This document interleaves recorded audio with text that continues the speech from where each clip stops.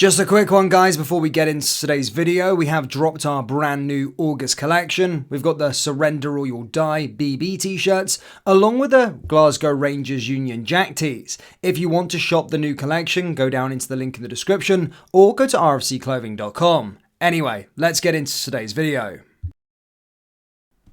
And hello everybody, welcome back to the channel, guys. I hope you're all well. Before we do get into today's video, as always, please do smash that like button and subscribe to the channel for daily Rangers content. Guys, we're around a few subscribers, I think 20 subscribers away from 25,000. So if you haven't already hit the big red button, please consider doing so. And in return, we'll keep you on the straight and narrow with everything in regards to Rangers Football Club this summer and beyond into the new season. Guys, in today's video, we're going to be discussing some Rangers transfer news, or some huge Rangers transfer news with regards to two potential incomings and of course two potential exits, whilst also going over the game or previewing the game tomorrow as Rangers of course taking on Greenock Morton in the Scottish League Cup. So yeah, a few bits and pieces to discuss, but let's discuss the sort of transfer news if you like. Now, first and foremost, let's discuss outgoings. Now, with regards to the Glenn Kamara situation, this has been well documented over the last sort of couple of weeks. Well,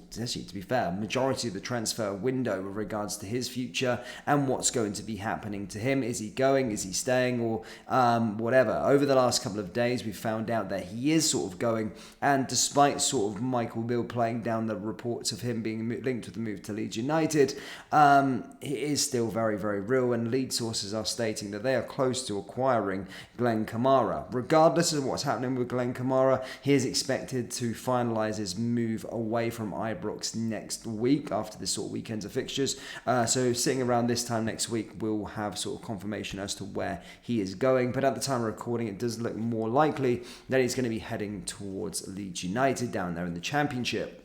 Now, with regards to the other outgoing, it's not with regards to a key player, it's more of a youth player, Josh McPake, if you remember the name.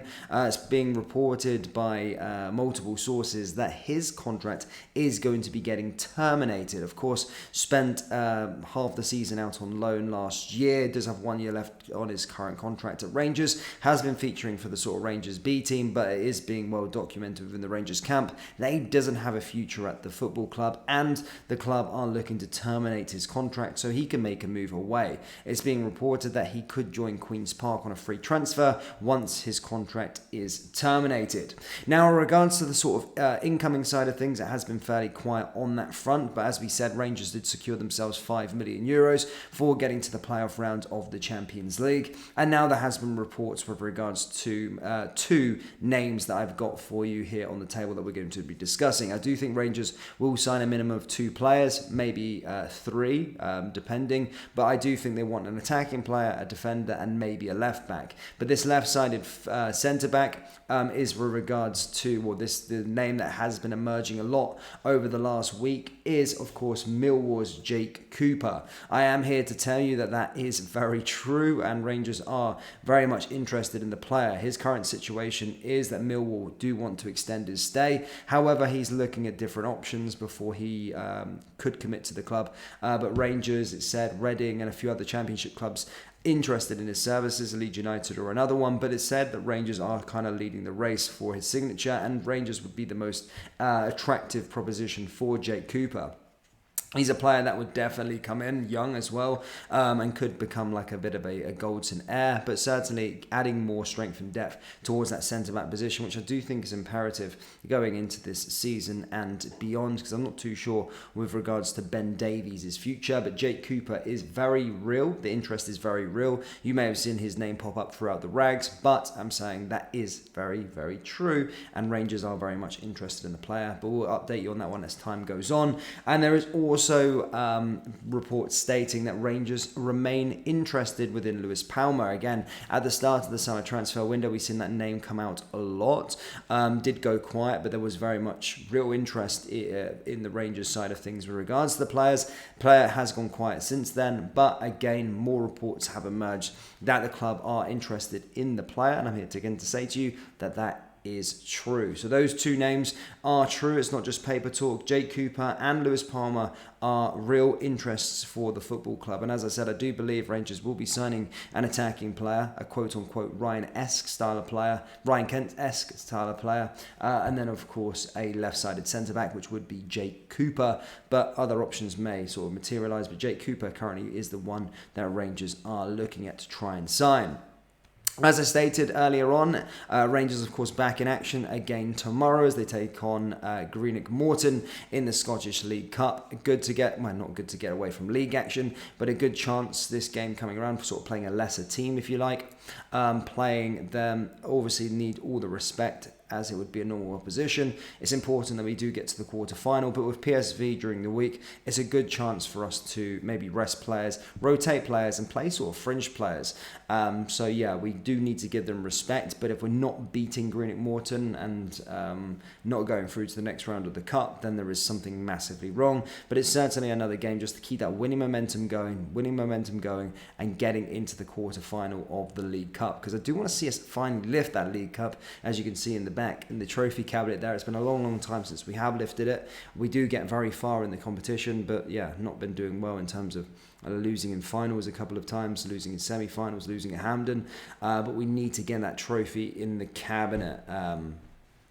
Kind of complete the trio, if you like, of trophies since we've come back up. I do rate the League Cup, and as I say, I do want to see us really compete for all trophies seriously this season. Ahead of the clash, of course, it was Neil Banfield who took the sort of press conference, and sort of Rabbi Matondo was a part of press duties, and I do expect everyone's waiting for this Rabbi Matondo redemption story. Again, he's looked really impressive in the games that he's played, so I hope, he gets his confidence up and he can really make an impact. I do think he will start tomorrow, and we'll start to see other players start, like your Dujon Sterlings, maybe Kieran Dow starting as well. Those sorts of players that haven't necessarily been given the opportunity to start yet to play. But certainly we need to be winning this game tomorrow convincingly, just regardless of what team is on the park. I will be back for live streaming, guys. My long-awaited live streams are returning, and I will be consistent. I promise you, I'll be doing every single game again as we did before. As I said, with the new setup, new Wi-Fi, new apartment, and all the rest of it, I'm ready to go for those live streams. So yeah, really looking forward to it. But Greenock Morton is the next opposition for us. I'm just trying to find if there's any other last bits that I need to go through with regards to the sort of game tomorrow. Just give me a moment before I check that one out. There we go. I'm just checking to see if there's any team news. I think everyone's okay, to be perfectly honest, in terms of there's no injuries or anything like that.